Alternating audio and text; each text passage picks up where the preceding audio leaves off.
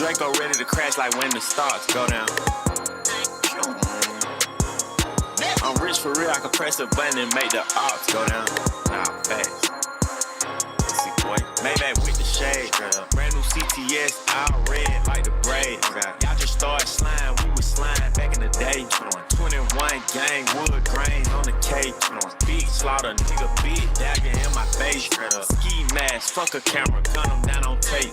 Breaking news, part 5, pussy, we don't play straight. I caught my Hellcat OVO, cause it keep a Drake back. Red dye, headshot, pussy DOA.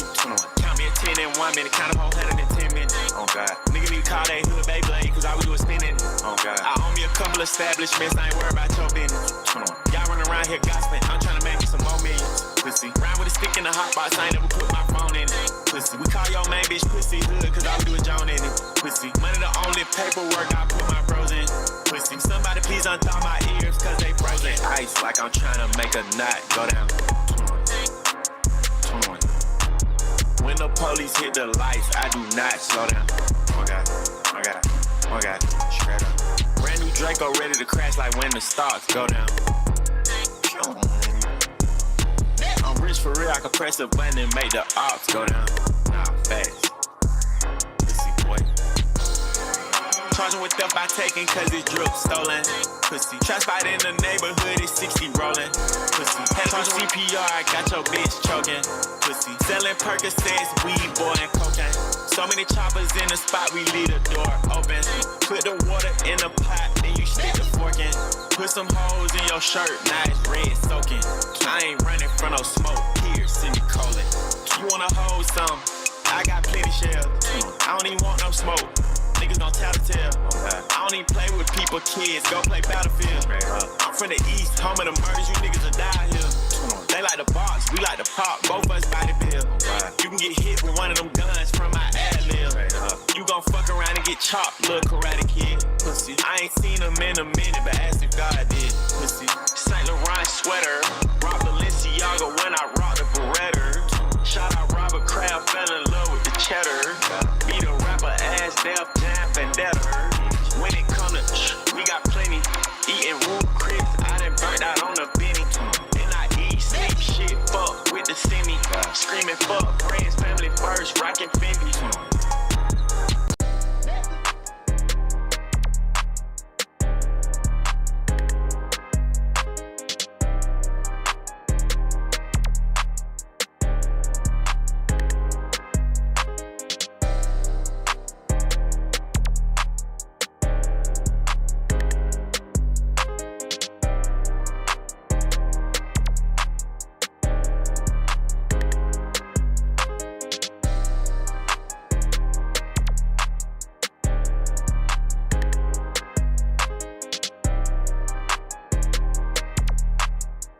Mic is muted. We on the Xbox. We ain't got nothing going on the screen.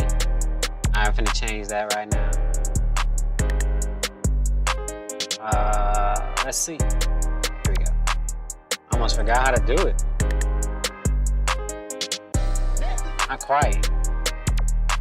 Almost. There we go. No. That's not it. Hold on, let me see. Oh yeah, it is that one then. Cool, whatever.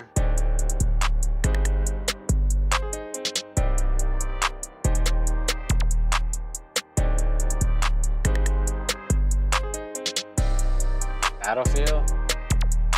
Don't worry, I'll fix it in a second. Alright, let's put it here.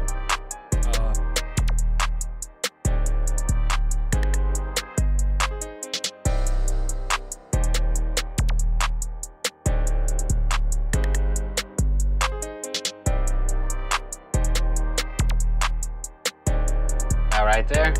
That look good. All right. My bad. Hold on.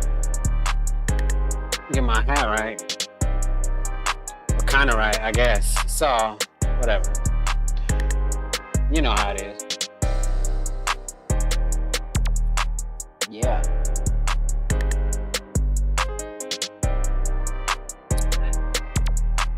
Hey. All right, here we go. Let's get some Battlefield going too. No signal. That's cap.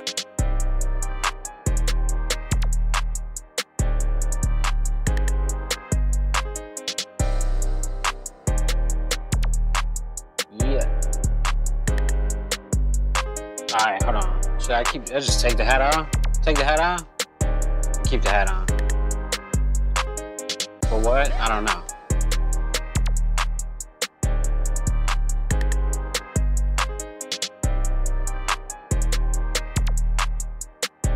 Alright, let's see what Battlefield talking about.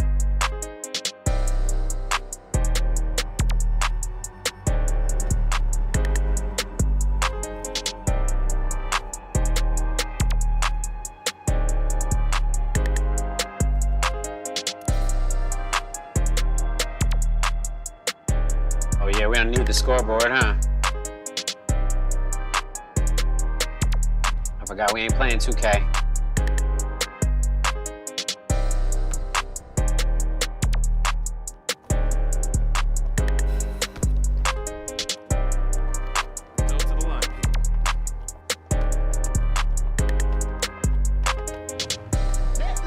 There we go.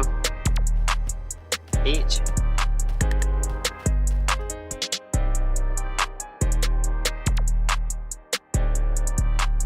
Alright, give me 1 second though, real quick.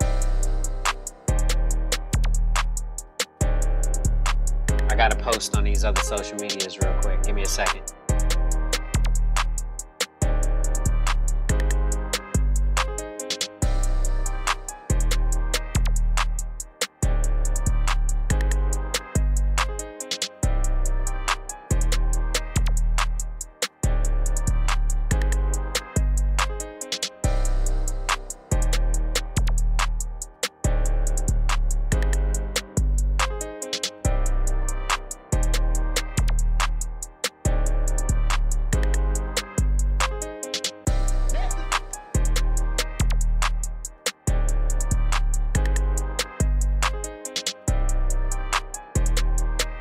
Sheesh. Instagram is crazy. I swear.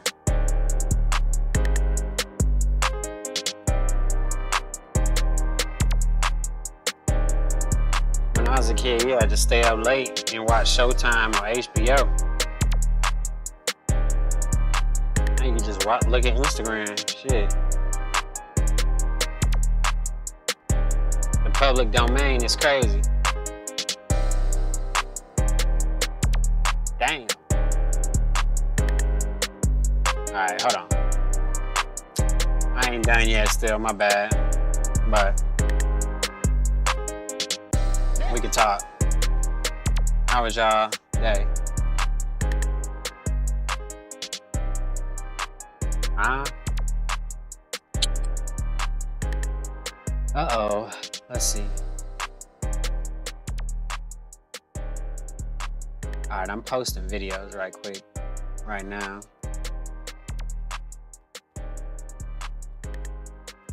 Alright, let me see.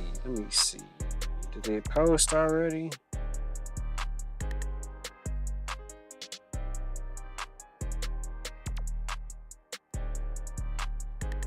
It's on its way.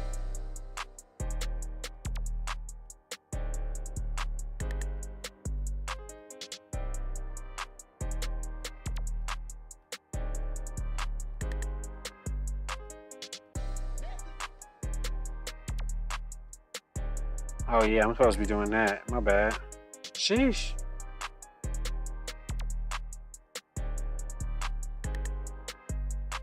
I almost made a mistake, but I caught myself, so we good. I'll post to the wrong place. Wouldn't have been a big deal or nothing, but you know, we avoided that tragedy.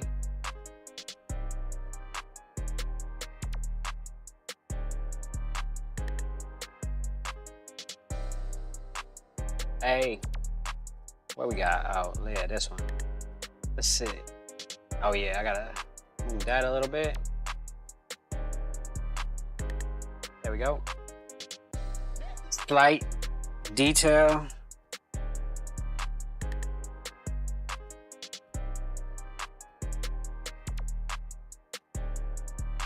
Got to stream on motherfucking TikTok real quick for a minute.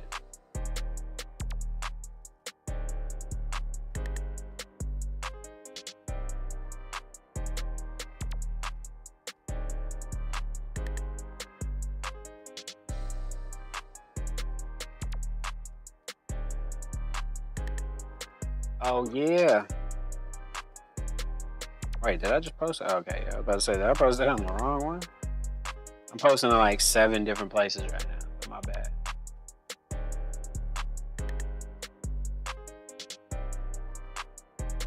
It's really, you know, the last one though.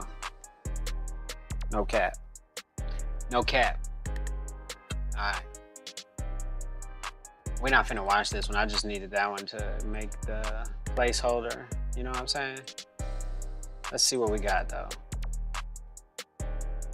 Yesterday we got to watch True Stream Media. That was a cool little treat. You know what I'm saying? Right? Looking for some video. Boosie got out of jail.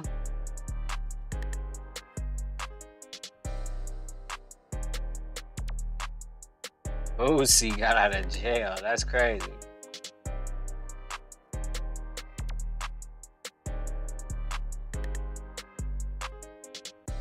I was about to say, these videos look old, but they're only 2 hours old.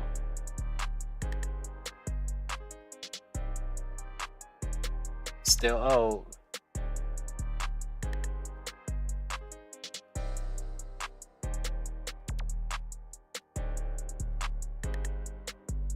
Damn, bro. So much more easy yesterday. Yesterday, the first video I saw was a good video. Alright, let's fucking use this one. Push-ups with no push-downs? Does that mean no push-downs? I think it's a gay concept. Push-ups or no I don't know what it is. You guys know way more gay lingo than I do. I'm not sure. Couldn't tell you, man. Oh, man. And then we had the bad ZXE, that one came through. Let me do a couple from YouTube. We're pretty Did you read behind. the EXE one? It was a TTS that I'm pretty sure came through already. It's called Reality. Yeah, that one came through as a TTS. All right, we have... I want to read Proverbs 5. Do we just do Proverbs Stiffer really quick? 5. Okay, what do you, ask everyone to rate their looks on a scale of 1 to 10 really quick. Destiny, you 10, first. obviously. 10. 10, of course. 10. Oh, God. Hands all around the table. Why not? Patriarchy? No, The page. Patriarchy. Please.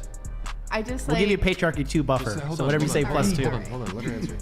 I don't know. I feel like, to me, it's weird when I try to, like, judge my own looks. I feel like... I don't know. I feel like the question... Are you a 10? Fine, I'm a 10, whatever. Don't let me put words in your mouth. No, I think, like, whenever people ask questions like that, it kind of annoys me because I feel like there's so much more to a person than like how they look. Of course. I know, but then we're if just I talking explain about looks. Answer the question. Here we are Yeah, going so into I'll say I alien can Yes. answer it for you. I'd Can't say give a maybe a straight 4, answer. 6. Hello? I mean, personally, I not think that how hard. someone looks is like the least interesting thing about them, but that's just me. But I that feel like wasn't we the do this question. little exercise I know, on I'm every being single soy, that's why I episode, was and the trying whole to point is ask that you. everybody gives themselves like What do you what's rate a ridiculous yourself? thing. I haven't right? heard We that. haven't gotten to that side of the table Yeah, yet. I'll True. answer But it. you guys usually rate yourself as well. Of course. Sometimes, yeah. We'll Say get the there. same number every time. Yeah. Yeah. You don't feel like you have a good day or a bad day? I incorporate We'll that get into to my it. We'll get answer. to it. So, do you I'll say 10. Let's continue. I'm gonna stick with my answer. It's a 6.7. Nev, go I'm gonna ahead. say a 6 for me as well. John. Give myself a 7 today because this suit is really good. I say 7. I would say a 9. A 10's not real. That's like an abstraction, right? Like assuming a normal distribution. Is Jesus a There's 10? an idea. Yeah, that's us. Jesus a rating 10. system. That's Right. Well, you know, people, I think they misunderstand that. They tend to Holy think that shit. like a 7 Jesus is is a average. 10. They think 7 I is take it back. 70%. That's like See, a C. not Assuming funny. a normal distribution, this is very important. Rating women, rating people in I general. got killed. 5 would be like a perfect average, and then you would see like a bell curve sort of slope from there. So if you're talking about a 7, I mean, that's already like what, top 15%, probably even greater than that. It's very important stuff. Hey, we over here, we're perfect. Yeah. Okay. Chase, what about you? 7.5, I 8 think on a you're a good day. 10. Thank you. This is not to be weird or anything. No, I didn't Too think late it for was- that. Said I think you're a 10. I You have a appreciate that. boyfriend, don't Thank you? you for the compliment. Well, no, I'm just saying. I see a beautiful man, and I'll call him a beautiful man. Oh, all right. Thank you. Chase. I think Appreciate that. By the way, Hmm. virgin? Yeah, I She am. has a boyfriend. Okay. Okay. I give myself a 6.9 on a good day. How about with the wig on though? The wig. 10. I'm like the mirror opposite of Destiny with the wig. True. 10. Disagree. Of course. Yeah, the 10 thing though. I'm sorry, I kind of fucked around that by answering initially. My bad. It's all good. It's all good.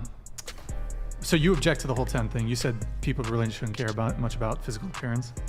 It's not. I'm not gonna pretend like people aren't influenced by physical appearance. I just feel like so much of society focuses on that, and it's like, dude, there's Well, it's so extremely much more. it's extremely important. You have to have attraction to have a relationship last. It's normal. just a question about how would you rate your physical looks. That's all it is. Yeah, that's It's fine. not like what's I'm your not worth saying as a it's- human being. It's not important. Obviously, it's important to some. I'm just saying to me personally, Fucking I God. tend to think how people Wasn't look paying is attention. usually the least interesting thing about them. I think there's a lot more to people than just their superficial Something, looks. something okay? tells me Yeah. you're lying based on the fact that you've never been on a date before. I and think have something tells probably me you're rejected. projecting, No. right? I think you've rejected every dude that's asked you out probably because none of them have been interesting or good looking enough to go out with them. No. No? If I've rejected people, it's literally just been on the basis that I don't think we're compatible. We can still be You friends. haven't even gone on a date with them though. How do you know you're not compatible? Took the Because I'm not words gonna right waste out of my anybody's mouth. time on going Yeah. on a date with them if I don't feel Oh. the initial compatibility or like chemistry there. I think that's where you're failing. You're not going on dates with people yet. You're saying, "Oh, I'm judging them on compatibility," but you're not actually like. I mean, spending when time you say with them. judgment is not just like occurring out of nowhere. You're If not they ask spend- me if I would like to go on a date with them, if they would just are gonna tell me like come on a date with me, I mean that's different. But like when you ask somebody on a date, you're accepting that they may or I may not think reject You are right? everything Are you- wrong are with you modern insinuating? dating. Hold on. Right. Hold on. You are hold on, everything hold on. I mean, we Use already it. established that I'm not dating, so. Are you But you are hold wrong on, with it. Billy Ray, are you insinuating that if a guy Billy told Ray. you come on a date with me, you'd be like, okay? No. I You just said I'd you say said it would that's be you said it would be different if a guy said it. No, down. because she said that you're judging people on the basis of this, and I'm saying if you ask somebody on a date, you're putting yourself out there and you are opening yourself up to rejection. Would you go on a date with Fresh from the Fresh and Fit podcast? Would I go on a date with Fresh? Yes, he's a my- good-looking, attractive who man. wouldn't go on a date with Fresh? Who wouldn't go on a date with Myron? Who wouldn't go on a date with the entire crew at Fresh and Fit? You know? No, I'm just asking you about Fresh. Is that a yes? Into the camera. To Fresh? Yeah. that camera right there. Wait.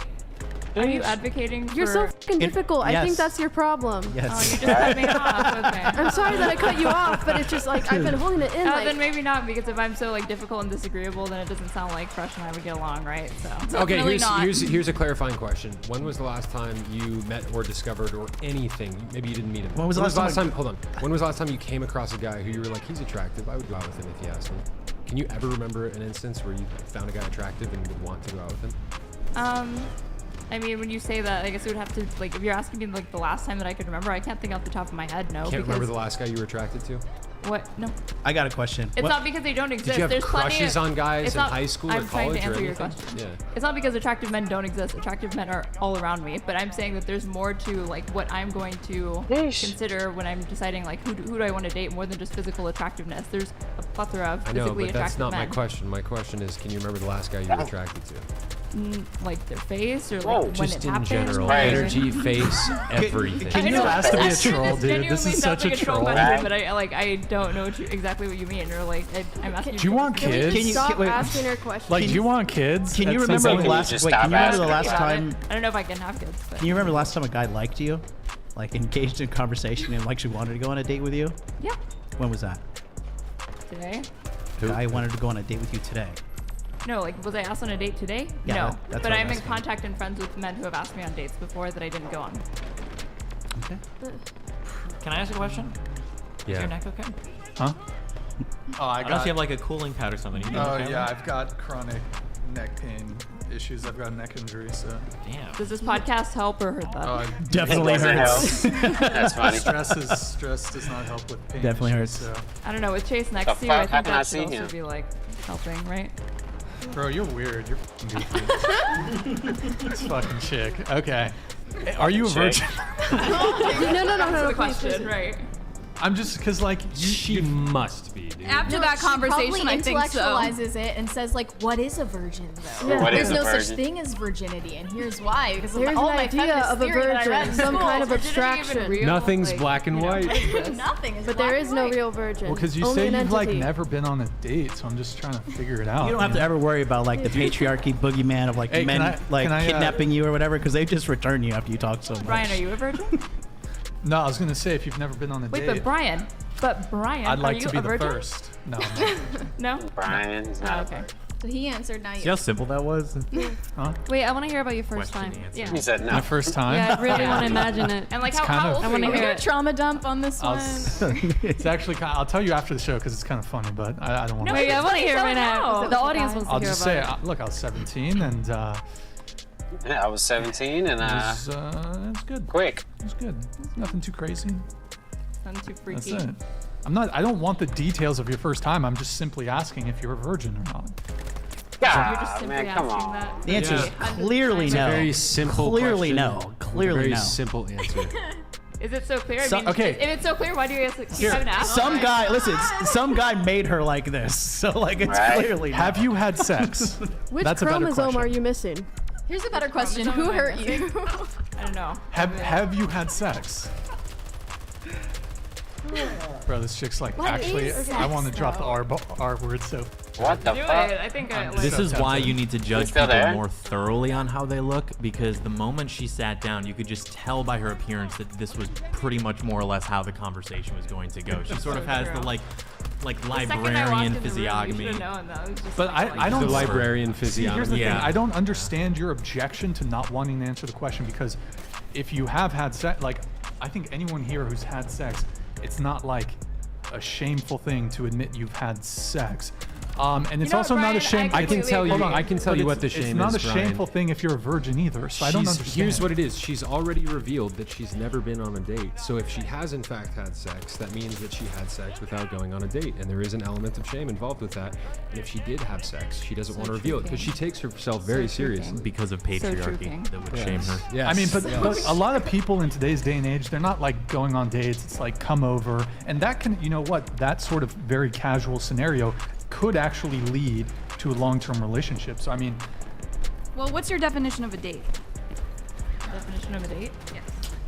We were actually. Well, Gonna have intersectionality some says dumb this about answer. dates. Didn't make it over I there. think so. We, We don't should give just- Brian we an should just aneurysm. move We're just on. gonna skip that question. What bro, you just ask like you, answer the Everybody question. in the So chat, dumb. everybody in the chat is saying that you're a plant. Do you I'm have a curious, degree? Chat, do you guys think that she's a plant, or do you guys think that she's just like this all the time? No, she's definitely Bro. Destiny's friend. Is a walk in the park a date? But it's like It's it's symptoms so of being weird. ready friend. Yeah, I can tell. It's like so weird. Like you're on a dating podcast. Like you're 24. You're a You're feminist. 24? What the fuck? Is that Like if we older were to or have a younger? discussion about something sex related, like you would also choose to omit answering like a sex Object related or omit, question. yeah. or You're right. just This has been an impediment. a what? I just, you know what I An want to know? impediment. So answer the question, dude. It's not like I It's don't cringe. think- Just move on. She's holding If up it's the not a show. big here's- deal, I'm like here's watching what I you wanna get know, so Aaron. worked up. I'm gonna over Aaron, fucking here's blow what I my want to brains know. you out. guys. Aaron, here's what I want to know. Why did you come on tonight? What was your It's intention? like bad faith. That's Yeah, what what that's was- what I'm what was your upset about. intention? It's not your necessarily that I don't get to know the answer. It's just really bad faith that you're playing this game when you requested to be on the show. Do you think Right. you're being a good? Question. Do you think you're being Will a you guys good believe what you representative? Hold on, said, hold on. Do you It's think you're so being a fucking good obnoxious, representative of dude. feminism Yo, right do now? we kick her off? I think they're Do a we just perfect fucking kick her off? We could. Wait, before can I we ask a do, before we question? do, no. Hold on. Before we do. Hold on. What was your intention in coming on tonight? Be I had a insufferable. Hold lovely on. discussion with you fine people about dating talk in So the 21st clearly that's a century. lie. Are you going to continue in bad faith? I don't know. Am I? Dude, probably just kick her off. oh my god, oh my god. I- oh my at this god. point, we should I probably know, just kick I her legit- off I because legit honestly, have a like question. we just keep Oh my God. getting Kick. lost in these Look, loops here's over the and over and difference. over again. Had you just Wait, said, audience. Yeah. You have paying audience members, okay? We're giving a show to them. We should leave it to them. Okay, well they're already saying kick her off. At this point, would you believe? I mean, what we've you got said? we've got a No. bunch of That's the problem, I democracy think. respecters in here. Wait. If you know we want to respect democracy, Wait. I say we just kick her off, man. At Wait, this point, how can we would kick you her off? believe whatever she said? Because like now I'm thinking. I think she's No, full of because shit now on you're everything. not trustworthy. Yeah, Listen. On everything. So Let's how do just we kick how do her we off. how do we kick her off and not blame the patriarchy at the same time?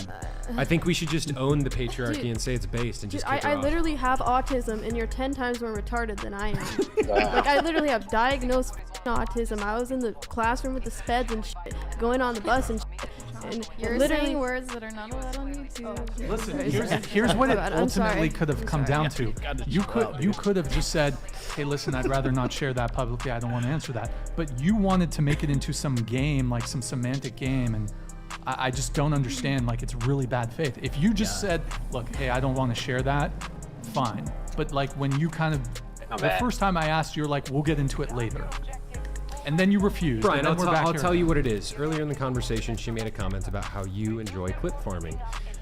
Aaron This is not even a clippable hold on, moment. hold on, just listen to my point. When you kick her off, Aaron, it is. hold on. Which is why. Everybody, please silence your mouths. She doesn't like you or your show. She came on the show to obstruct constructive I do like the conversation. show. No, you I'm don't. having a good time. No, if you liked the show, you would actually be good faith. She came on the show to throw a wrench in the gears and to obstruct constructive conversation, and she's acting like she's not doing it and like we're being crazy and stuff. You should just kick her off the show, man. Damn. Fucking tank hit me like chat. They are, dude. Soon as you I had seen him. 1,000 people say I kick saw her Castle, off I right saw now. Kick, You should kick her off right unanimous now, support Brian. to like get me off. said he Otherwise, had we're gonna 1,000 continue wasting Destiny, our you time sticking with all around? this bullshit. What? You I'm sticking here around? until the end. Yeah, He's a came out to professional. this. I drove all the way to this city, so I'm here for as long as you guys. Okay. Yeah. All right. You drove to this Please. city? What? Please. I have a Not my question for authority. I you. drove from LA. Look at your Destiny. chat. No, Look at your it's- chat no, right no, now. Okay, I have a Flew question. from Miami. Answer Is question. there before I anything fucking Aaron get can it. do I try to go get him to too. show good faith right now? Yeah, be quiet. Honestly, I think you you had were- the opportunity. just don't You talk had to the us. opportunity. Yeah, don't be So quiet. kindly, I'm asking you to leave. Yeah. This is the kicking I have man. a question for Yeah. Steven. Played the sound effect. There's no. You gotta go. Hold on. Steven, would you Aaron, like you Say should to go. good get sound polycule? effect. Aaron, you should go. It's over. I'm not answering your question. Yeah, I'm yeah, saying you I should like go. this Leave. way. Please I'm leave. doing that. Thank Can you you. leave? I don't know if your friend wants to come with you, but I will you leave can- you guys to ask the very important questions about Stephen and Melina's relationship and diving more Thank into you. that. That's lovely. Thank you can so leave. much. See you next week. Bye bye. We love you. Peace out. Quickly. Peace out. You too. Bro, Quickly. three shows in a row. Hello. You're such a troll. I love it. Anyways, Can we like scoot over now? 'Cause we I have hope more. so, because I'm Hey, cramped. Brian's capping some content. Oh yeah. Anyways, Hi, Chase. Stop the cap. hey, Stop the cap. Film her, Brian. now we've got a little bit Establish more your alpha space male at the energy. table. Total This is good. patriarchy. Establish it, Brian. Total patriarchy victory. bro. Let's Patriarchy go. We're wins back. once again. We're back. That's dude. right. All right. Well, Did you guys know she was gonna be like that? That's kind of short. It's fun to go back. Does she have like a YouTube channel or something? She kind of streams sometimes, but I don't know. Maybe she'll get into it. I'm not sure. Okay. Should have asked her that. She is kind of redeemed. That was pretty like based and submissive. How she just immediately was like, "Oh, men are telling me what to do." I would just not try to rationalize her behavior whatsoever. Yo, That was yo, just shitty. chat, please let us know. Are we back or what? If we're back, say we're back in all caps. Bro, I'm thinking we're back. We're back. Were you Yeah, guys I- not back? Was Where did we go? It was momentarily. It was For a so moment. over. Yeah. Where did we Wait, go? like, was it so over like in previous episodes or just in this one, or what do you mean? Has there been like a lull in content? It's been over for about the past 30 minutes, but Oh, okay. currently we're back. Right. Yeah. That was a little cringe. I have fucking AIDS now. I'm just like most of the whores that go on this show. I have AIDS. We were You back. should probably and now write it's everything you over. say like on a fucking, Okay, I'm sorry. I'm sorry. like a piece of work I'm sorry, I'm paper or sorry, something I'm sorry. before you say I'm it. sorry. I'm sorry. Funny. I just if You be saying crazy shit.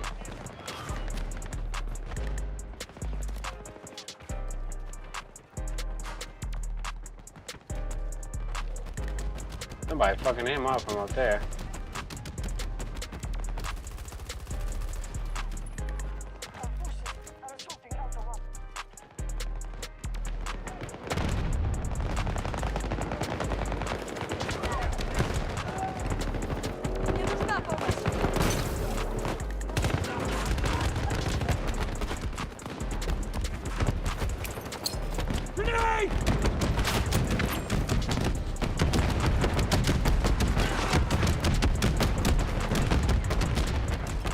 Hostile activity at one of our objectives.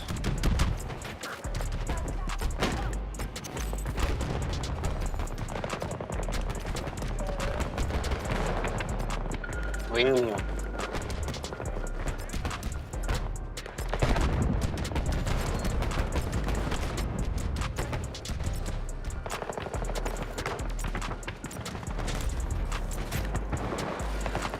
Alpha 1 is now ours. We do not control Alpha 2 any longer. Need a ranger at my marker! U.S. troops assaulting one of our objectives.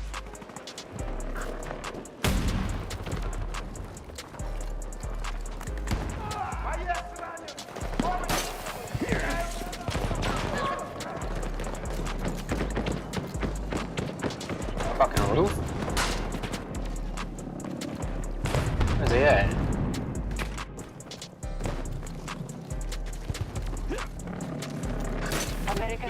probably him right there. They're beginning to weaken. Hostiles control Alpha 2.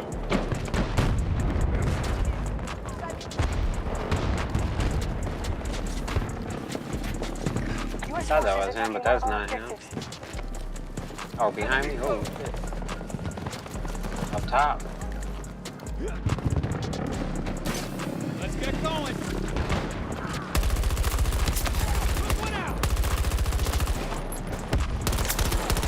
Got his ass, boy. Reloading. One of our objectives is being invaded. Fuck, get a shot in the back. God damn. Trying to reload. Shouldn't have picked that spot to reload, but whatever.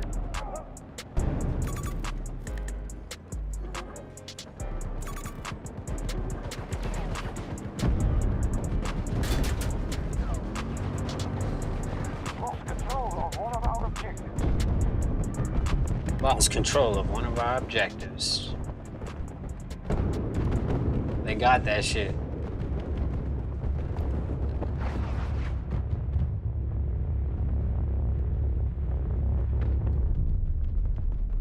Objective captured by U.S. forces.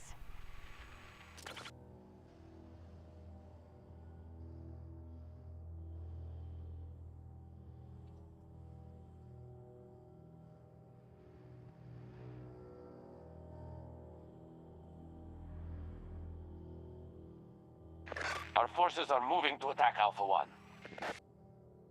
Objective Alpha 2 under friendly control.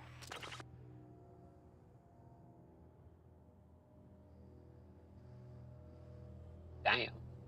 Oh, let's go back in there. Fuck it.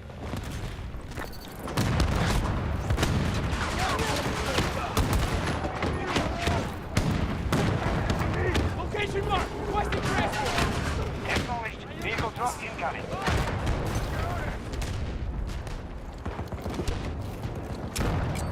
Grenade thrown!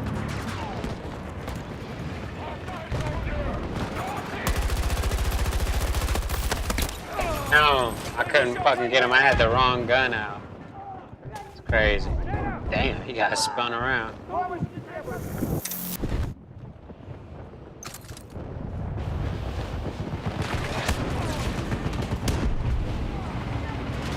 My shit won't reload. I don't know what the fuck is going on. There we go.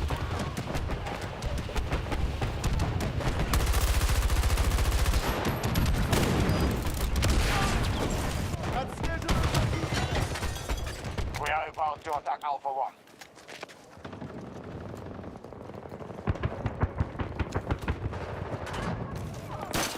Let's fly! Damn! As soon as I got up there, somebody saw me. Sheesh.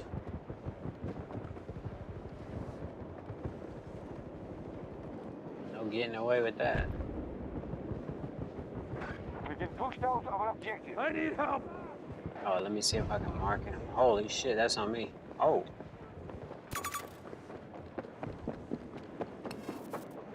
Don't let me die over here!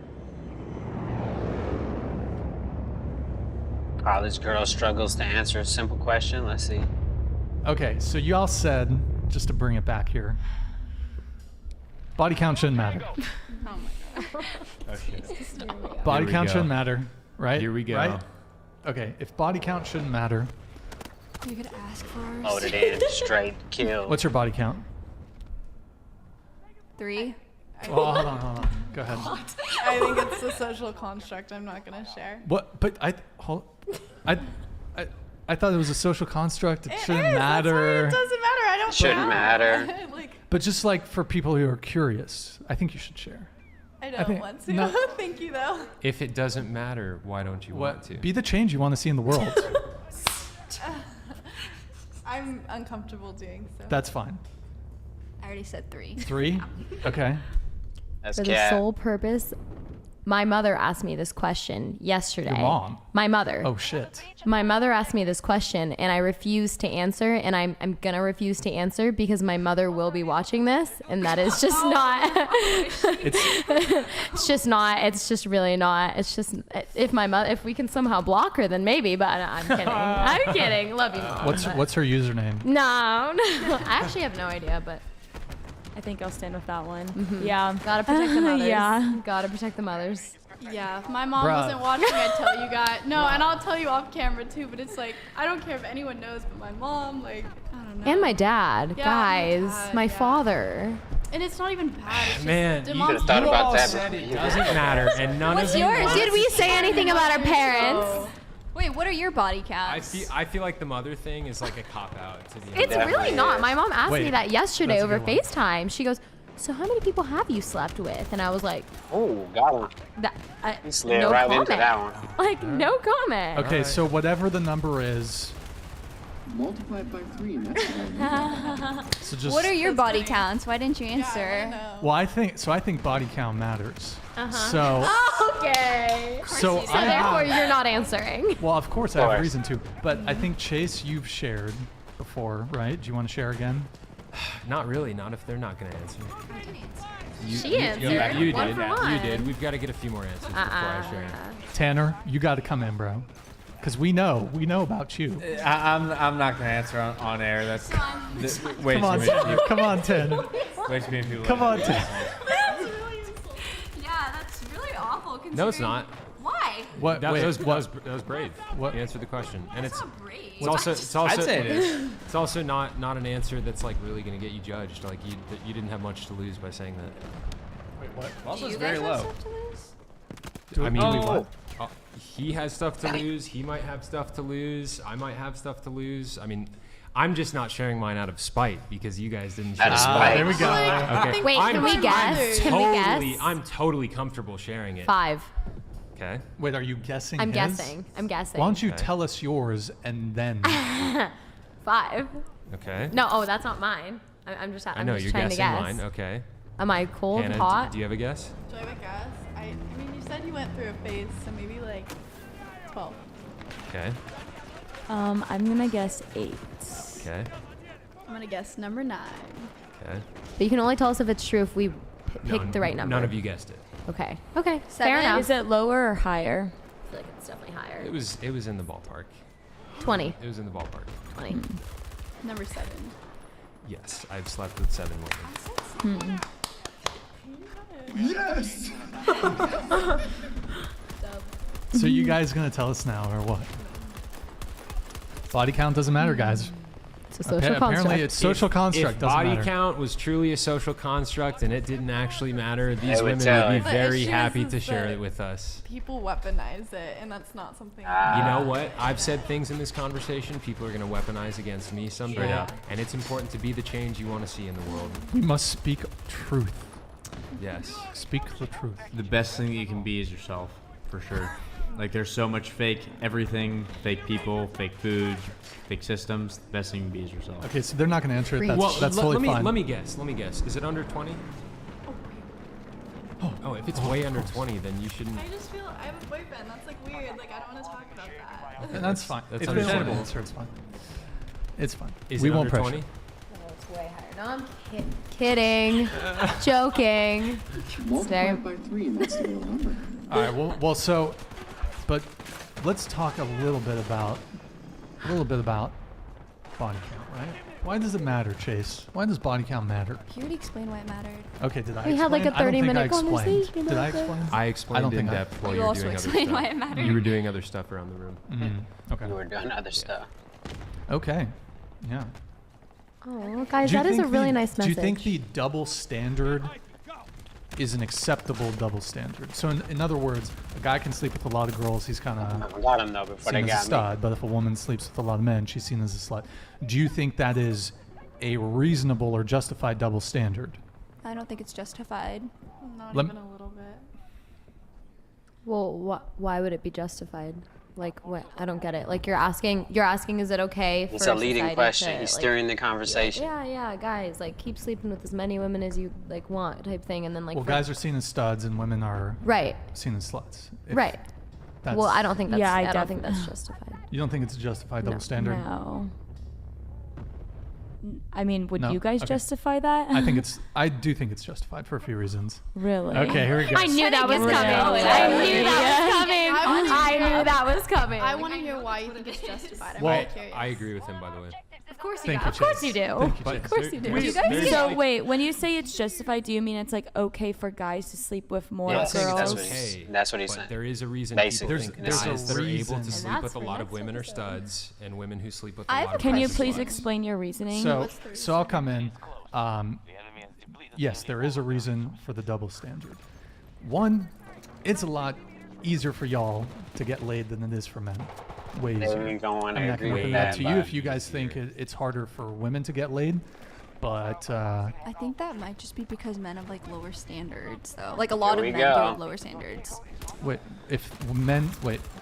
if men had lower standards, You would be able to hit more So, than. wait, I'm pointing at What? the camera. But They don't I see people in understand. the chat What? saying shit. What?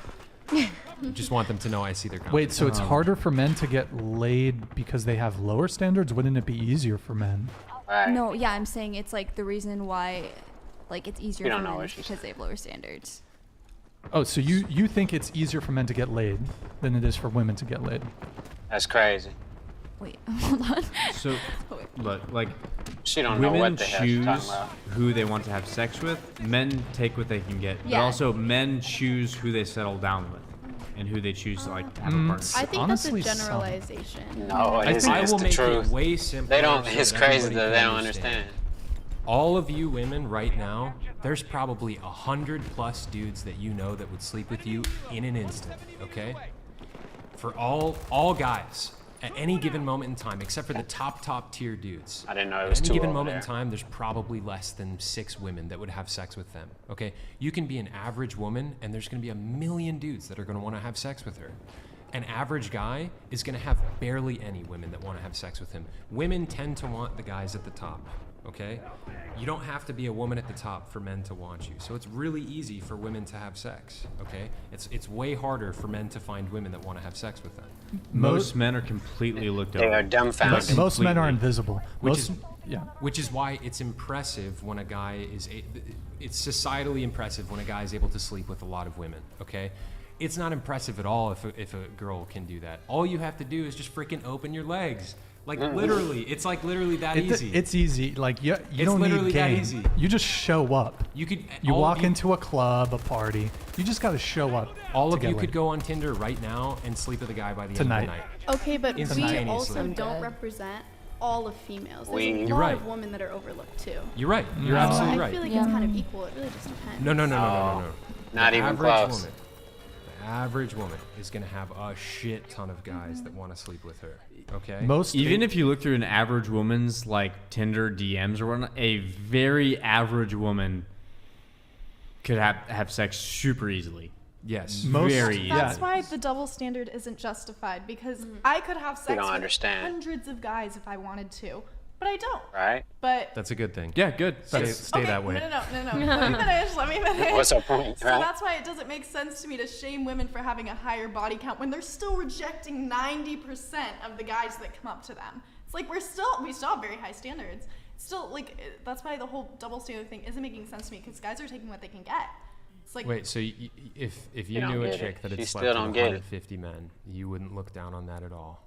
I would not judge her. No. Would I want to have sex with her? Maybe not. You wouldn't That's think a you personal wouldn't preference. think you I wouldn't wouldn't think be she was like- kind of a slut or anything like that. I honestly, that's not my business. I don't want to have sex with her. It's I'm a straight, cop-out. so it's like. I will Okay. say, I'll say this: most women could sleep with most men. Most men could not sleep with most women. So this is your guys' way of I'm trying to understand the justification. So because women can sleep with however many men that they want, and men have a smaller pool, right? Is what your guys are saying. Much they have a much smaller smaller pool, so that makes it like better for men to like rack up the numbers. No, we're not It's saying not it's better. better. We're not It's saying just it's better. there's a justification for Yeah, the it just doesn't happen double as standard. much. Okay, wait. Would you guys say that I don't think it's better. predominantly? Are you saying it's like a positive double standard? No, we're just saying it exists for a reason. Like it's a valid double. Oh, okay. So you're not saying that you like think it's good. I don't think it's a good. I think it's a terrible thing for dudes to just run through women. I think it's damaging for society. Okay. But there is a reason why. Well, I dudes that misconstrued that in my head because I thought that you guys were making the point of, oh, it's a good double standard. It should stay that way. No, that's not what we're saying. That's not. Okay, then I agree with you. Okay. So we can agree on one thing. All right. Great. It took them that long to understand a simple concept. Yeah, give me a minute. I'll be right back. All right?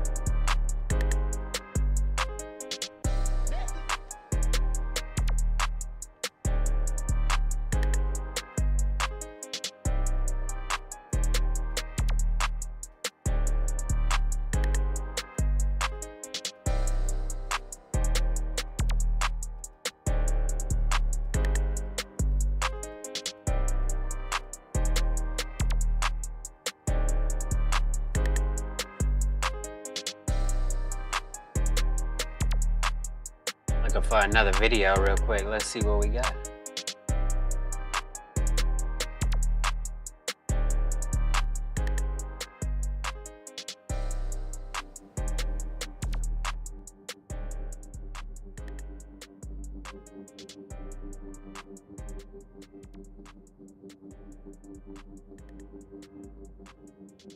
Oh, I'm looking for some videos still, so my bad, I ain't pressed the button.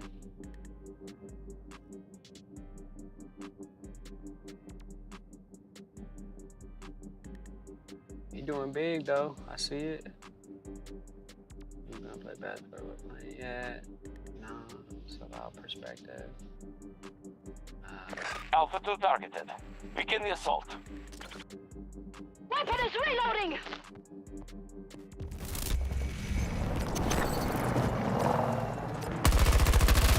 Secure all objectives.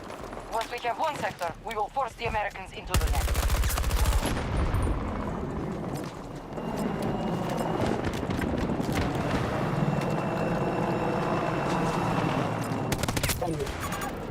Should have turned that corner quicker, I knew it too. Not clearing the room properly, that's what you get. Us to come in and clear the room.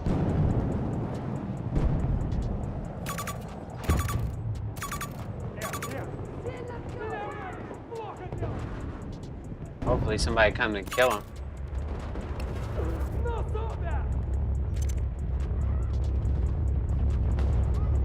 Everybody rocking LMGs. I think I need to get an LMG.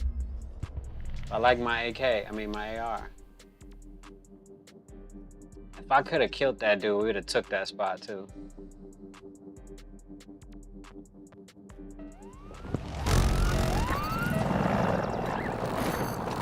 Movement. Return to the engagement. Hostiles have secured an objective. Fuck. Messed up again. That's crazy. I could have got both of them. I keep fucking up. It's because I ain't got no video to watch, that's why. Still looking for a video.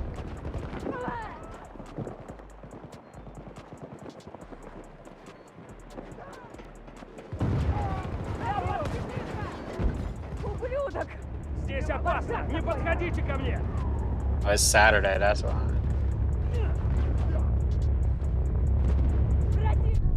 Check my history. Actually, yeah, that's a good idea. Check the history. I had a video I wanted to watch yesterday, I think, and I said I was gonna watch it today.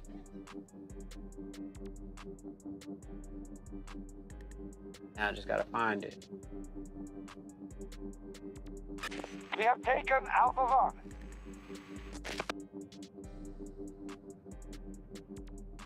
Despite their reputation as the largest and best funded foreign intelligence service in the world, the CIA's early history was defined by playing catch up to other major powers. When I was a cadet, what's the cadet motto at West Point? You will not lie, cheat, or steal, or tolerate those who do. I was the CIA director. We lied, we cheated, we stole. I'm not sure that we can trust our government. Everything that the CIA has told us has been a lie, and it doesn't matter who's in the White House. I'll never apologize for the United States of America. Ever. I don't care what the facts are.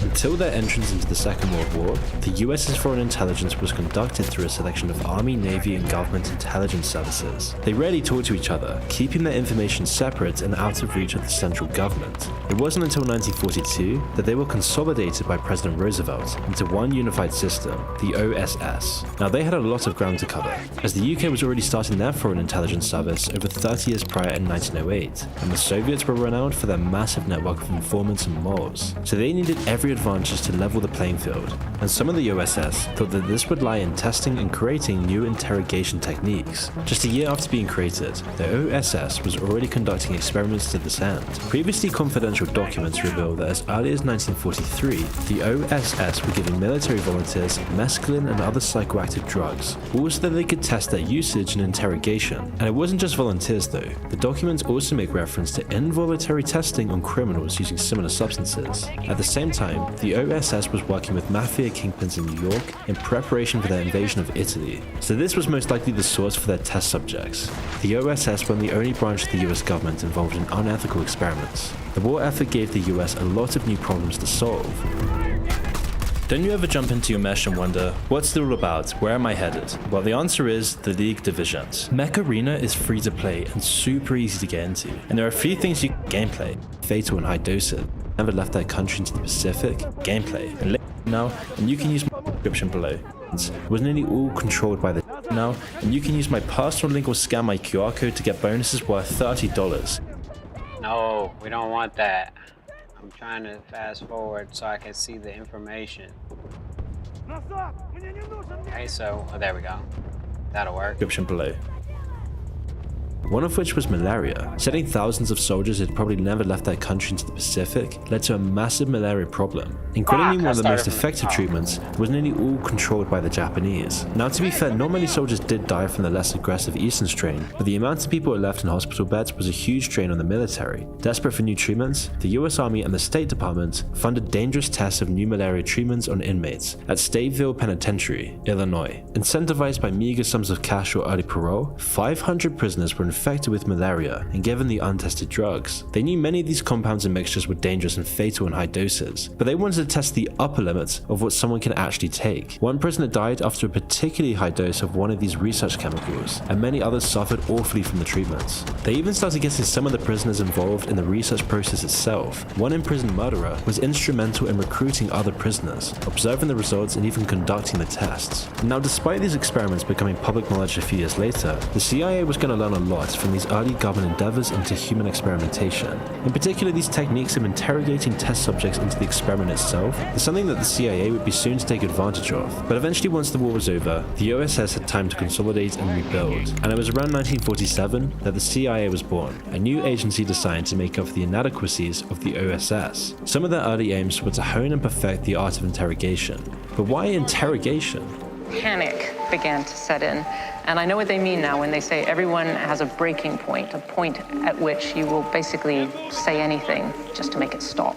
The OSS and other intelligence services were interested in solving a problem that had existed for thousands of years. It barely ever works. It wasn't that people wouldn't talk, it was that they talked too much. People would say anything under enough pressure. So getting them to tell the truth is a whole other matter entirely. And this was the holy grail the OSS was after. They had 4 main goals. The first, as we've already mentioned, was to find a way to get the truth out of prisoners. They were also looking to condition their own agents against interrogation, to ensure their own techniques couldn't be used against them. The other 2 aims, though, are much more unsettling. They mention finding out methods of controlling the activities of prisoners and people within their control, but also of conditioning their own agents against it. Behind the deliberately vague phrasing, they're referring to mind control, and this was something the CIA was incredibly interested in. Are you aware of Operation Midnight Climax? Those were the safe houses in San Francisco. Well, that was the brothel version of it. Where they lured these Johns into these brothels and then dosed them up with LSD and studied them. In 1955, one of the CIA's darkest experiments would begin in San Francisco. As part of the CIA's multitude of experiments under the wing of MKUltra, one mind control experiment was especially disturbing, a top-secret program called Operation Midnight Climax. Now, the operation began with the CIA purchasing an apartment in San Francisco and transforming this place into a makeshift brothel. A brothel wired up to recording units, martini booths, toilets, and one-way and two-way mirrors. Next, the CIA sent undercover agents to go out and hire random sex workers. Soon after, the CIA would then blackmail these prostitutes, whilst also providing favors for these sex workers. Favors like criminal immunity and huge wads of cash. And in return, the prostitutes would lure unknowing men into the CIA's experiments. In the first brothel, prostitute informants would administer psychoactive drugs to unsuspecting clients. According to the journalist Gary Kamiya, certain individuals, the prostitutes, would covertly administer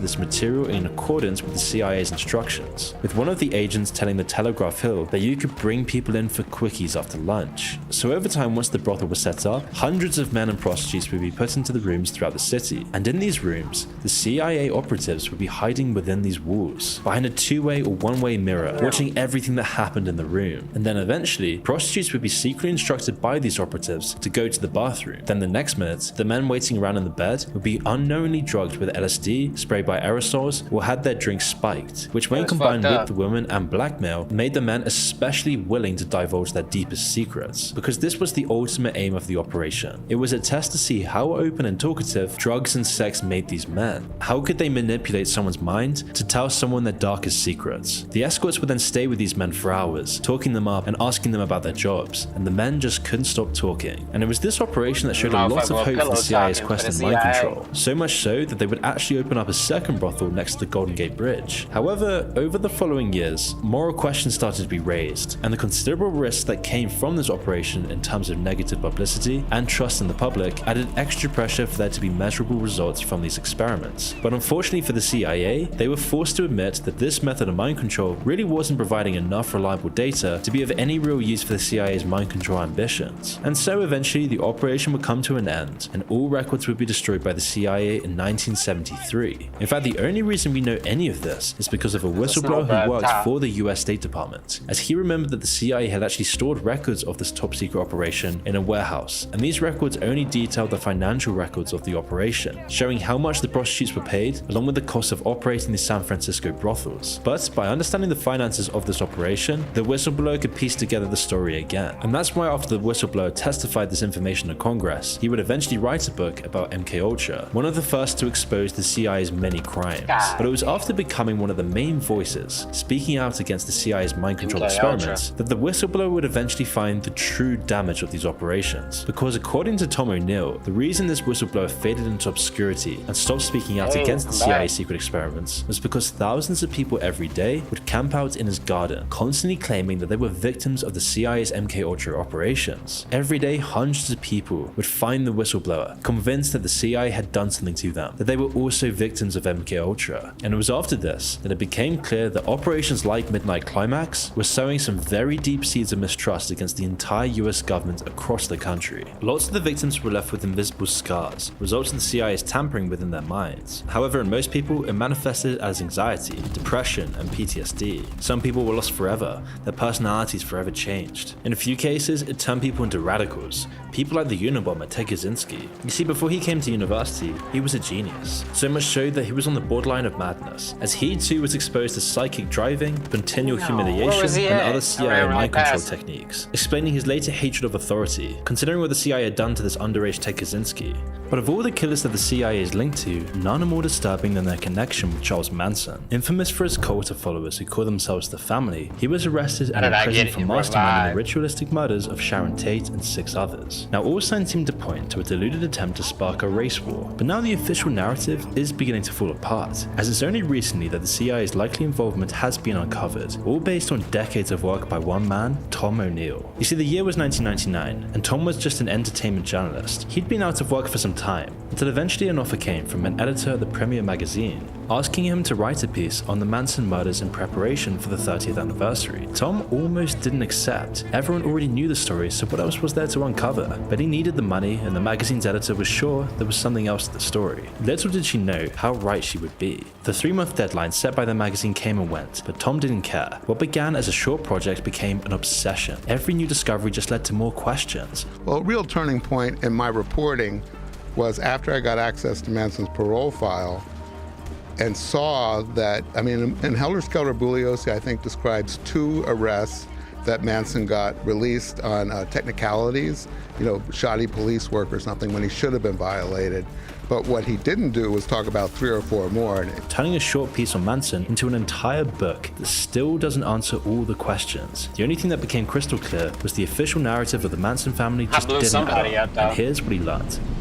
The first thing that Tom discovered was that the trial of Charles Manson and the fact that one of the prosecutor's key witnesses lied in court about the motive of the murder, and that lie became part of the official story, and was set in stone in the chief prosecutor Vincent Bugliosi's best-selling book a few years later. Both him and the witness alleged that Charles Manson chose the Tate's house as the location because the former resident, Terry Melcher, had wronged Manson in the past over some record deal, but the official motive was that Manson wanted to start a quote race war, which this has absolutely no link to. Tom's suspicions then grew further when he interviewed other people surrounding the case, who nearly all hated Bugliosi and thought that he was a snake. Working from this clue of a nonsensical motive and a possibly corrupt prosecution, Tom uncovered a hidden depth to the relationship between Melcher, one of the top record producers of the 60s, and Manson. He uncovered that Melcher had visited Manson's cult at their desert compound after the murders took place, and that he had lied under oath during the murder trial, something that can actually lead you to getting a murder sentence yourself for lying in a murder trial. Documents also uncovered by Tom implied that Melcher had schemed with Bugliosi to include this lie in his theory, which soon became fact. When Bugliosi himself was interviewed by Tom, who was showing him the evidence and the accusations, Bugliosi started to panic. He clamped up, deftly brushing aside Tom's questions using his decades of experience as a courtroom lawyer.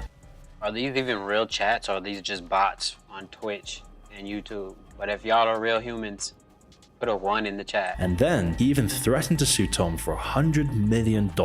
However, his co-prosecutor on the Manson case, Stephen Kay, was much less combative when he was confronted, and he also told Tom that his evidence could overturn the whole verdict, possibly setting Manson the crazed murderer free. But Tom pressed on. There were just too many questions. Why Bugliosi and Melcher lied about the motive? What were they covering up this whole time? And that's when the CIA and their involvement came into focus. Because by 2005, Tom was deeply stuck into the mystery, as he uncovered another link to Charles Manson, this time stemming from a man called Reeve Whitson. He had been an undercover agent for the CIA, working on infiltrating hippie groups and the film industry in the 60s. At least, that's what Reeve's wife and child thought. The CIA coyly told Tom that they could neither confirm nor deny his employment. But shortly after his death, Reeves had confessed to his family that he had been involved with the Manson family under the orders of the CIA, and that he could have actually stopped the murders, but he didn't. In fact, he had actually been at the scene of the crime before the police even showed up, which which was a deal later corroborated by witnesses. And it's at this point this particular thread of inquiry transitions from evidence to speculation. Although it's not hard to put together the pieces of the puzzle, Reeves' involvement with the Mansons was likely under Operation Chaos, a massive project that involved missions to destabilize left-wing groups and civil rights movements. One part of the tragic legacy of the Manson murders is that it finally destroyed the optimism and spirit of the 60s. The days of the summer of love died, and if the CIA were involved, then their plan worked spectacularly. Other details that Tom uncovered also offer circumstantial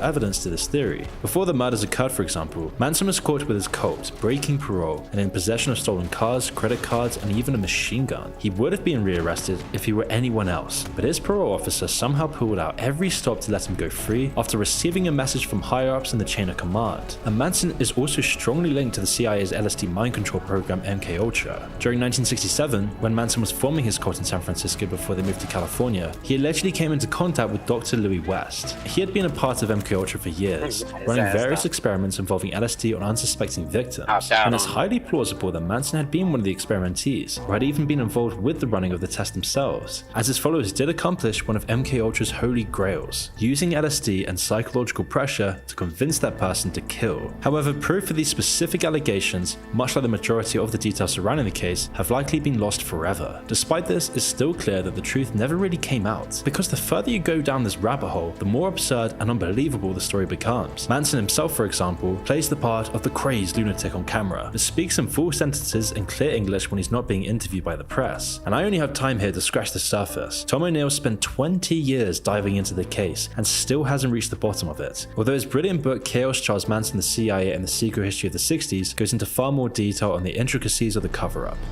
Mind control, brainwashing, psychic driving. We've seen some pretty impressive technology, but not all of the CIA's experiments and tests have worked perfectly. In fact, some were so nonsensical and silly that it's even a wonder that they made it past the drawing board. And a lot of these stupid schemes involve the use of animals in one way or another. I mean, just take the CIA's quite literal solution to the dead drop problem. Agents needed a way to transfer important messages or documents without seeing each other. So the storage method had to be something so normal it wouldn't be noticed, or so disgusting it wouldn't be touched. So the agents had the bright idea to create dead rats with a secret storage compartment hidden in their hollowed out carcass. Which sounds genius, right? Well, not exactly. I mean, in a lot of ways it was the perfect solution, but whilst it's true that no human would touch it, it didn't have the same effect on street cats. Either after noticing it in testing or in the field, the CIA found that their dead drops were regularly being cat burgled. Dosing the rats in Tabasco sauce or other repellents just didn't work, until the CIA eventually found that wormwood oil did the trick. It's unclear how many times the CIA used this technique, but now that it's declassified, it's probably not even worth checking if any rats you may encounter are secretly carrying messages.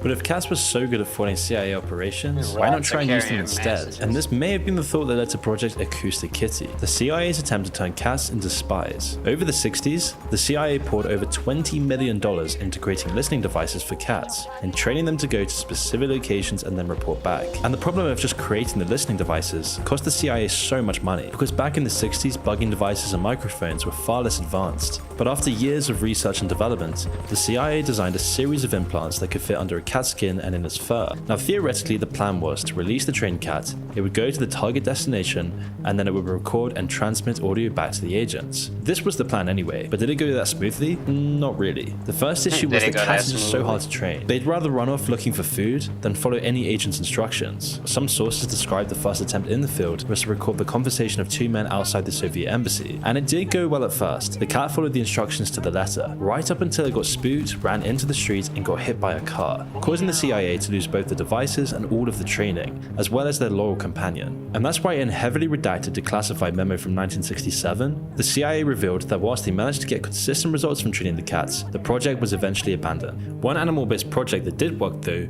was the CIA's use of pigeons and other birds as aerial spies. In 1977, satellite spy technology was still relatively primitive, and spy planes were still incredibly risky. They could get spotted or even shot down, causing a massive political incident. One spy plane shot down by the Soviet Union in the run-up to the Cuban Missile Crisis was one of the key reasons that brought the world to a global nuclear crisis. So the CIA improvised and found a new use for pigeons, who had last seen action in the First World War as message carriers. The idea was that by attaching cameras to the pigeons, operatives could carry out almost unnoticeable aerial photos from an incredibly low distance. Agents would then release the trained birds from a hidden compartment in a VW Beetle, then just wait for them to fly over the target and come back. That's weird. The pigeons could get incredibly detailed pictures of military targets without ever arousing suspicion, and surprisingly this actually worked. When they tested them on US bases, the pigeons were taking better pictures than the most advanced spy satellites. Unfortunately, the declassified files about the project ended shortly after the successful tests, and the CIA has stated that some parts of the program are still classified, implying that the pigeons worked and saw use in the field. But to what extent, we don't even know. Lots of the CIA's more wacky ideas revolved around animals, but another dumping ground for their stupidest schemes were based on assassinating Fidel Castro. Most people know about the CIA's vendetta against Castro and the strange methods they tried, like exploding cigars or poisoned scuba gear. But how did this all start? He was looking dead at me. Castro had been on the CIA's radar ever since he deposed their friendly dictator in Cuba and took power himself. By instating a communist revolution in the country, this completely alienated Cuba from America, and after he took power, he had lost a lot of powerful people a lot of money. The mafia in particular were heavily invested in Cuba through a ring of dirty casinos, which they had used to launder their money. So when Castro took control, he dissolved the casinos and lost the mob millions in the process. But more particularly was that as Cuba became an ally of Russia and threatened America directly, the CIA had to get involved. And so this is what led to the CIA recruiting two head mafios to whack Castro in 1960, Sam Giancana and Johnny Russilli, two crime bosses on the FBI's top 10 most wanted list, who had an extensive history dominating the criminal underworld. But things just didn't go to plan. First, the mafia presented a man. We'll be back in a second. Just give me a second, man. Oh, 1 second. 1 second. 1 second.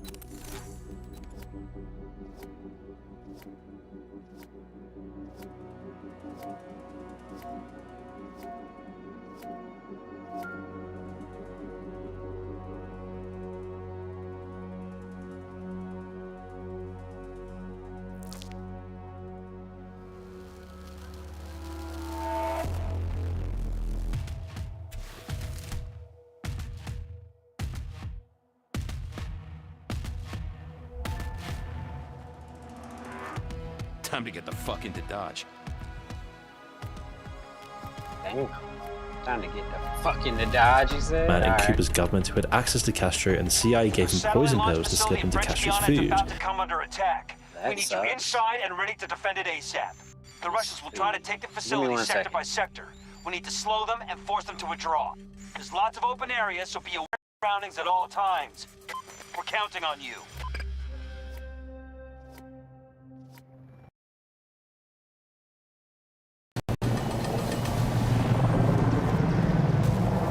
Alright, yeah, we back.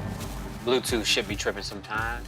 I don't know why, but it's a patch. But after scamming some more money out of the CIA a few times, he backed out. Similar mafia poisoning attempts also failed, as did more traditional methods like gunmen and bombs. And considering their track record in killing heads of state in the 60s, it might just seem like the mafia were just stringing along the CIA the whole time, as they knew the CIA wouldn't be able to do anything against them. So after 2 years of failures and wasted money, the CIA got impatient, and so they tried something drastic. And this is when the Bay of Pigs invasion began, a CIA operation designed to get Castro out and retake control of Cuba. They funded an entire invasion force, but it never got off the beach. Now the details are too long to go into this video, but in short, it failed spectacularly and almost caused nuclear war, so they went back to assassination. In 1963, the CIA planned on killing Castro with exploding seashells. First, they'd embed explosives in a big seashell and then paint it with weird colors and patterns. Then they'd drop it in the sea off the beach that Castro used to frequent. He'd go swimming, see the beautiful seashell, and be unable to resist taking it home. Once he picked it up, boom. Castro's dead, nuclear catastrophe has been averted, and communism fails. Cuba becomes an American ally. However, it's not hard to see why this didn't make it past the planning stage, as if Castro really was just going to pick up objects and bring them home. Another scheme involved a diving suit lined with tuberculosis, but this was also never implemented. One woman hired to kill Castro got closer than all the others. She was given poison pills to slip to Castro concealed in a jar of cold cream. But when she was about to do the deed, she discovered that the pills had dissolved, making them useless. With her plan foiled, she confessed her motives to Castro. Any other dictator would have had her killed, but instead Castro leaned over and gave her his gun, saying, "You can't kill me, nobody can kill me." Then, according to her story, she fell into his arms and they made love before she quickly fled the country. More failed attempts included a pen with a secret poison needle and poisonous powder sprinkled into his shoes. Castro's inner circle estimated that someone tried to kill him 634 separate times, and yet he dodged them all, with Castro eventually dying in 2016 at the age of 90 from old age. While they did fail to kill him, the CIA did consider some alternative solutions to the Cuba problem, and one of their proposed plans, Operation Northwoods, demonstrates their regard for the people they're supposed to defend. Released in the late 90s to the public, one CIA document describes what they call justification for US military intervention in Cuba. Proposed to the Secretary of Defense in 1962, the plan describes a series of false flag attacks across the US. One specific fake incident plan describes taking a plane and modifying it to look like a specific domestic commercial flight with a flight path going over Cuba. Then it would be switched with the real plane, and CIA operatives acting as crew members and passengers would all get on board. The plane would fly normally for a time before submitting a phony distress call and secretly landing at a US military base. In its place, a drone would then fly over Cuba and self-destruct. The US could then blame the plane's disappearance on a Cuban missile attack, giving them justification for a war. Now, this was only ever a plan, but it does make some of the 2001 conspiracy theories a little bit more plausible. Other plans related to Operation Northwoods, they describe actual plans to bomb civilian targets across the US, especially targeting Cuban expatriates and enemies of Castro's regime. Then false evidence would implicate Cuba and incite a war. Another plan involved blowing up a US ship in Cuban waters and then blaming them for the tragic loss of life. They even considered a plan to sabotage John Glenn's mission to become the first American to orbit the Earth. By destroying the nation's hopes, the US government and the CIA could redirect the anger and despair for their own sinister use. The briefing also describes anticipated reactions from the UN and NATO. If they got it right, the report predicts that an image of rash and irresponsible actions by Cuba would develop. It also states that nobody at NATO or the UN should be sent the plans for obvious reasons. And all these plans came from General Lyman Lemnitzer and were only stopped at the final step before approval when JFK learned of the operation. After JFK found out about this, Lemnitzer was fired from his position as the chairman of the Joint Chiefs of Staff shortly after the plan was adopted. And you'd expect that this would be the end of his career. His willingness to actually murder US citizens to justify an unnecessary war should have made him ineligible for command. Instead, he was made Supreme Commander of NATO's forces in Europe from 1962 to 1969. Knowing this, it's really a miracle that the Cold War didn't turn into a hot one. However, Operation Northwoods wasn't the only time that the CIA tried to mislead and manipulate public opinion in their favor. Much more vague but more damning allegations emerged in the 70s that the CIA had been paying off journalists across the world and in the US. It was called Operation Mockingbird, and it involved a massive conspiracy to control information spanning across 25 years. The investigation began with an inspection of a particular wiretapping scheme conducted by the CIA in 1963. 2 US reporters had been tapped to gain information on who their sources were. You see, these 2 reporters had both exposed government secrets to the press, and whilst the CIA couldn't go after the reporters themselves, it didn't mean that they couldn't use them to get the actual whistleblowers within the government. Using the illegal wiretap, the CIA got what they needed, but in doing so, they spied on US citizens without any links to foreign powers. And when this came out, it was referred to as Project Mockingbird, but further details grew into the wider conspiracy on control known as Operation Mockingbird. A report from a special investigation in 1976 alleges that the CIA controlled a network of hundreds of top-level journalists across the world. These journalists would inform the CIA of anything relevant, as well as spread their propaganda for them. It gave the CIA the ability to directly intervene in public opinion whenever they liked. 50 of these journalists, though, were based in America, and they helped sway American public opinion towards the CIA's goals. And they also acted as agents abroad, using their status as an accredited journalist to cover up their connections with the CIA. Now, the CIA officially renounced these tactics after they were made public, but it's very likely that they could still be involved in media manipulation. But whilst the CIA may have relinquished direct control over the media, they weren't afraid of using their power to cover up their crimes and silence whistleblowers. I mean, that was the fate of Gary Webb, a journalist who used to work for the San Jose Mercury News. In his time at the paper, he reported on corrupt officials and organizations, spreading light on shady deals and missing funds. And he was one of the best reporters around, winning a Pulitzer Prize for his exposés. days. But the story of a lifetime came in 1995, when he uncovered evidence that the CIA had not only been aware that they were funding and working with cocaine traffickers, but the CIA were actively protecting them. In an incredibly detailed, controversial report called Dark Alliance, he exposed the CIA's crimes to the world. The only problem was that nobody believed him. In a malicious and directed campaign, Webb was made to seem like a conspiracy theorist. He was discredited and pilloried by newspapers. Everyone saw him as a crazy tinfoil hat conspiracy theorist, which was all part of the CIA's, quote, productive relationships with journalists. Webb was then unceremoniously fired from his job with his reputation left in tatters. Forced out of his career, Gary Webb seemingly took his own life. Although this does seem very suspicious, because 2 years after Webb's report was released, it came out that the majority of it was actually true. His critics had overblown issues within his report and used them to discredit him. But the core claim of his report, the fact that the CIA were turning a blind eye to drug trafficking, was completely true. Just like MKUltra, the story begins with the existential fear of communism. The CIA was desperate to make sure that the US could maintain control of Central and South America. Firstly, they had major economic interests. The US and its neo-colonial fruit companies used Latin America as a source of cheap labor. In some cases, they owned half of the country's land, extracting billions of dollars from the people of these countries, and a communist regime would threaten all of this, as well as giving Russia direct access towards America, as this was another battleground in the Cold War. And so America was always going to be willing to support anyone who would fight the communists. It didn't matter how brutal of a dictator you were,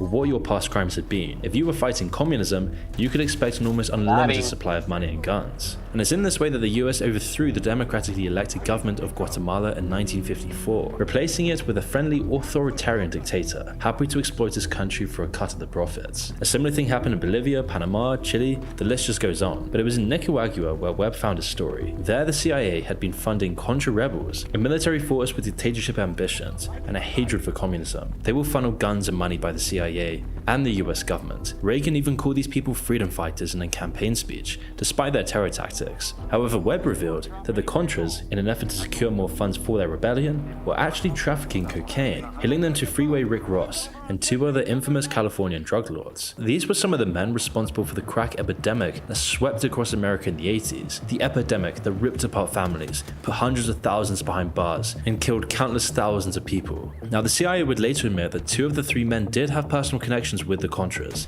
and that major narcotic deals had taken place between them. He even showed evidence that the CIA had actually been aware of this. Both claims were later backed up by a CIA report, but Webb's work is just one piece of the puzzle. Both the wars against the communists and the then drug war introduced a massive amount of guns into the region. They started these wars without any clear goals, and they inevitably broke down in a perpetual battle for control between splintered factions. And when countries become more destabilized, this means more poverty and destitution for their people, which then creates more soldiers for the drug cartels. It's a never-ending cycle that's led to the drug war that we see today. And the more destabilized it becomes in the rest of the Americas, the more drugs then get trafficked to the West. And this wasn't just the CIA catalyzing the crack epidemic. This was also happening in Afghanistan, where when the American government entered Afghanistan, opium production increased from 10% to 90% in the region. And this is one of the furthest reaching legacies of the CIA and their tampering in other countries. And it might seem like this is all history, because of how long it takes documents to get declassified and revealed to the public, as we still don't know much about the CIA's most recent activities, but what we do know clearly shows that they still have the same disregard for human life and the law.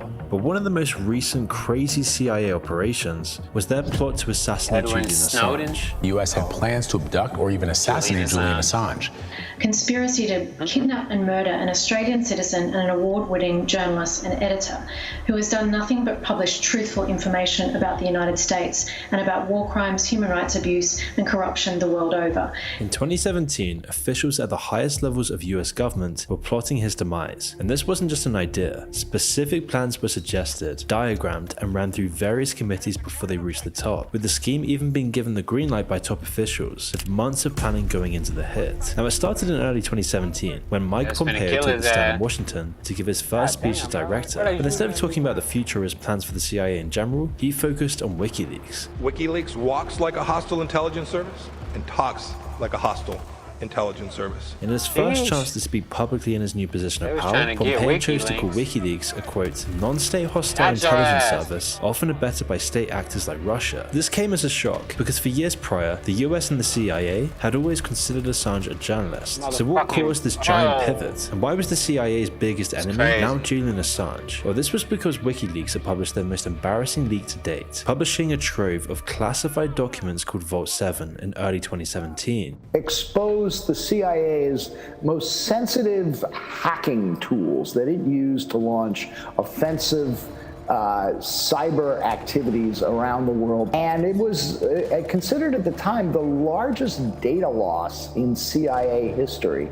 The leaks purportedly show that the CIA is capable of hacking smartphones, computer operating systems, automobiles, messenger applications, and even internet-connected televisions. These documents expose the CIA's own hacking tools and techniques, which apparently severely compromised their intelligence operations. Along with the humiliation of being hacked and having their secrets exposed to the world, pushed the CIA to consider drastic measures against Assange and WikiLeaks. That's why under the leadership of Director Mike Pompeo, who consistently emphasized the threat posed by WikiLeaks, the CIA would begin prioritizing the kidnapping and the subsequent assassination attempt of Assange. A truckload of intelligence updates were regularly sent to President Trump. Next, the CIA would explore other options, like sabotaging WikiLeaks web servers, along with spreading disinformation about WikiLeaks and Julian Assange, and even going so far as to steal computers from them. But the secure, secret nature of WikiLeaks made these plans impractical. It was clear that PSYOPs and intelligence weren't going to change WikiLeaks or Julian Assange, and so the CIA would continually pressure Trump to finally change plans with Assange and give them the chance to crack at him, with the biggest advocate for this change in policy being pushed by Mike Pompeo. And after enough pressure, the government would redefine WikiLeaks as a threat to national security. The CIA had been given the go-ahead. They would finally take down Julian Assange once and for all, with Pompeo even going so far as to say, quote,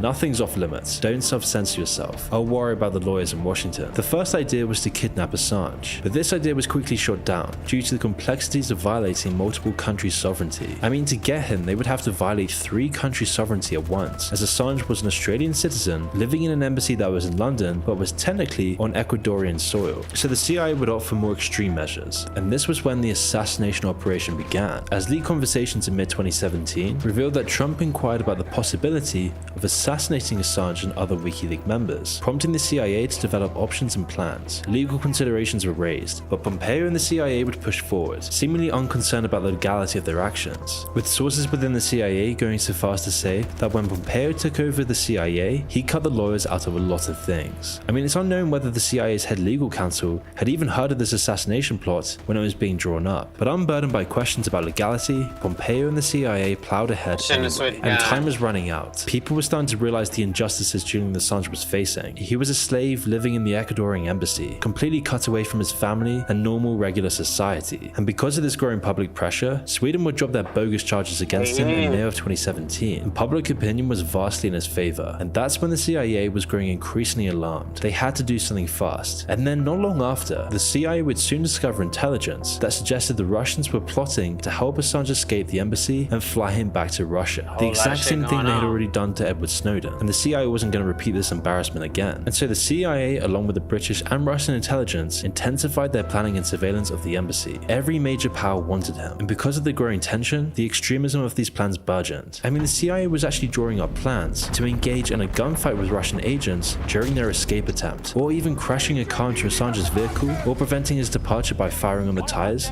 to denying airspace to the plane that leaves to Russia, all while Russian agents began practicing escape maneuvers in their cars outside of the embassy, all designed to throw off and confuse anyone watching them. It was so crazy that one former senior official said, quote, "It got to the point where every human being in a 3-block radius was working for one of the intelligence services, whether they were street sweepers or police officers or security guards.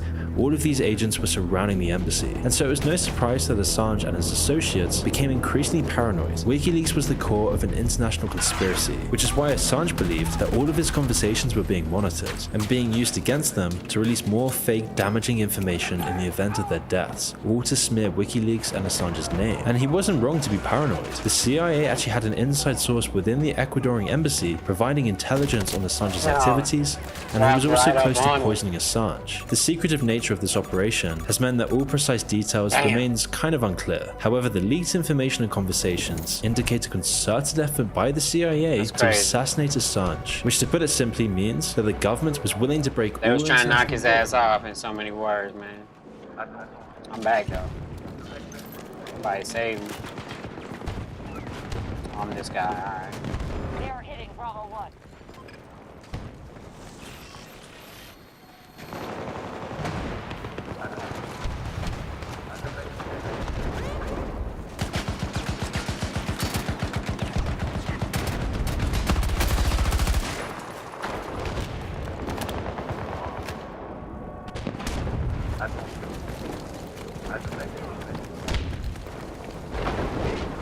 If we can continue to hold off the Russian attacks, we may have them beat.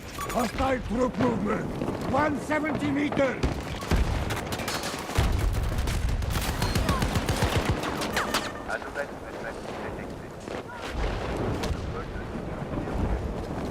We just lost control of an objective. Damn! What, did I just run right past him or something? I didn't even see him. There was at least two of them. Requesting medical aid. Regroup in the next sector.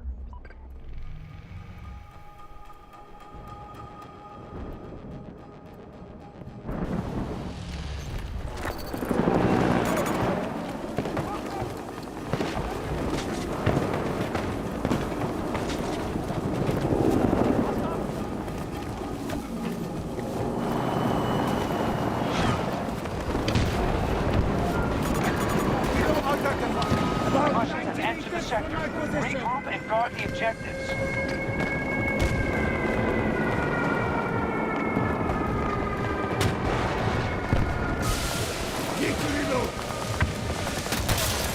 Got him. Fucked up. Popped his smoke too soon.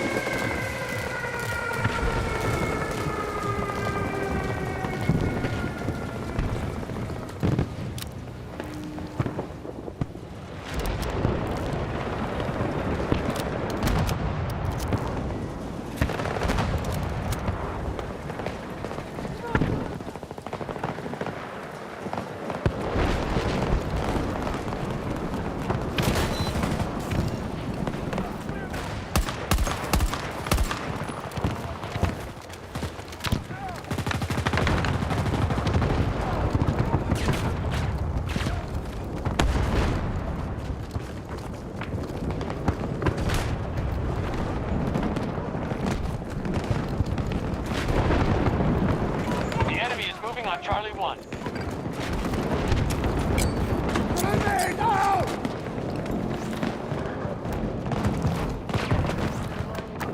Requesting range drop at these coordinates.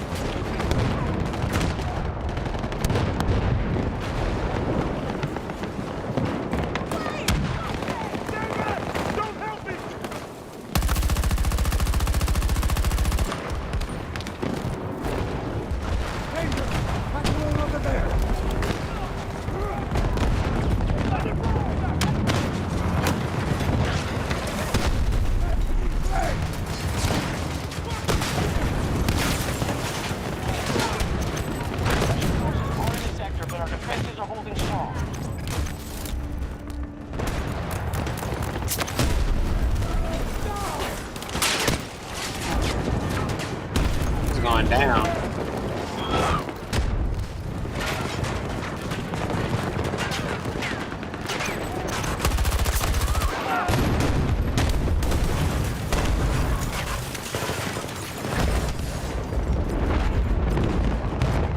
We just supposed to be defending. One is down.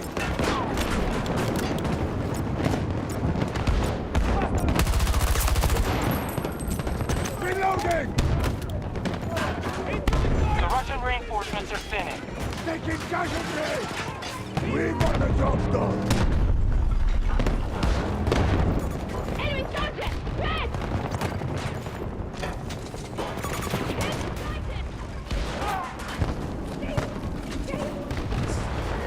My sentry is ready!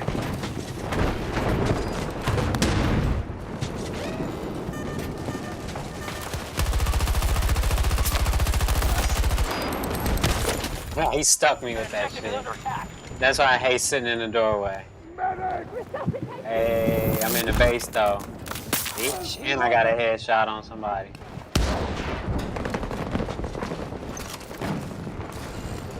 And we got ammo.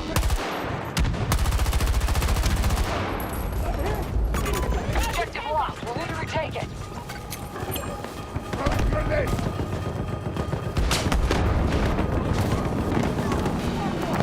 Requesting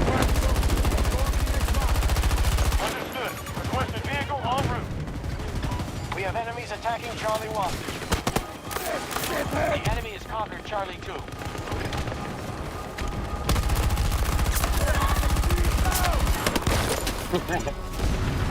Bang with the third one. He threw C4 at me, that's crazy. C5, C4, same shit, only different. I think we won.